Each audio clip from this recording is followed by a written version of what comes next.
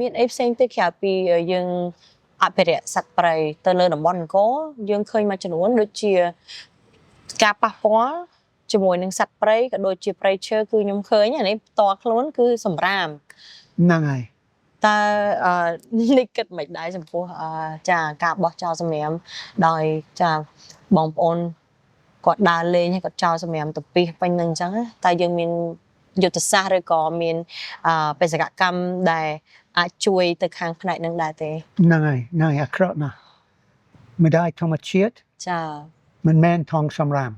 ត្រូវចាបានគ្រប់ត្រូវជាប់សម្រាមរបស់យើងចាទទួលខុសត្រូវរបស់យើងចាបោះ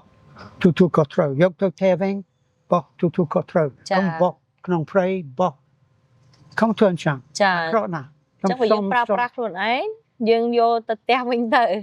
ដឹងនេះចង់បានន័យថាចឹងយើងអត់ត្រូវចោលសម្រាប់នៅតំបន់និយាយរួមទៅណាក៏ដោយសាធារណជនគួរតែជារឿងផ្ទាល់ខ្លួនដែលខ្លួនឯងត្រូវធ្វើយកសម្រាប់មកកុំចោលនៅសាធារណៈដាក់ធុងសម្រាប់ស្រួលបួលហ្នឹងហើយចាហ្នឹងហើយត្រូវឈីឡានកុំបោះខាងក្រៅក្នុងជនបទចាអត់ទៅធ្វើអញ្ចឹងអត់ទៅសម្រាប់សម្រាប់សត្វផ្នែកក្រោយចូលសមុទ្រសម្រាប់សត្វនៅក្នុងត្រីសត្វនៅក្នុងសមុទ្រយើងមានបុព្វពិសោធន៍យើងដឹងសុំខ្មែរទាំងអស់សុំខំបោះចឹងយើងសង្ឃឹមថាបងប្អូនទាំងអស់គ្នាគាត់នឹងជួយគ្នា